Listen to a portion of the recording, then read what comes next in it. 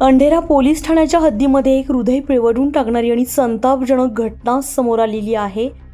वाशिम जिल्ह्यातील रुई येथील रहिवासी आणि पुण्यातील खासगी कंपनीत काम करणारा राहुल चव्हाण या व्यक्तीने आपल्या 2 जुळ्या मुलींचा गळा कापून खून केल्याची धक्कादायक घटना उघडकीस आली आहे। राहुल चव्हाण हा आपल्या पत्नी आणि 2 मुलींसह प्रवास करत होता। प्रवासादरम्यान पती पत्नीमध्ये किरकोळ वाद झाला आणि या वादानंतर पत्नीने माहेरी जाण्याचा निर्णय घेतला, तर संतापलेल्या राहुलनं आपल्या 2 लहान मुलींना घेऊन पुढे वाटचाल केली। रागाच्या भरामध्ये त्याने अंधेरा फाटा परिसरातील जंगलामध्ये दोन्ही मुलींचा गळा कापून निर्दयीपणे खून केलाय।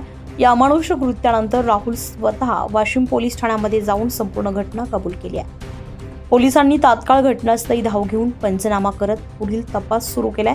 घटनास्थळी डीवायएसपी संतोष खराडे, ठाणेदार Shakkarge, police station Asegaon, API Ramkrishna Bhakade, Laxman Mahale, PC Kishor Markad, LCB Washim, HC Rahul Vyavahare, NPC Rajkumar Yadav, PC Mahesh Wankhede, DCP Milind चंदकेशाला तसेच पोलीस अधिकारी जारवाल, फुसे, जाधव आदी अधिकारी उपस्थित होते।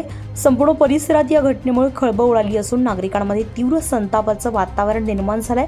निष्पाप 2 बालकांचा जीव केवळ कौटुंबिक वादामुळे गेला आणि ही घटना समाजाला हादरवून टाकणारी असल्याची भावना परिसरात व्यक्त केली जाते। Bureau report, Satyaved news, Washim.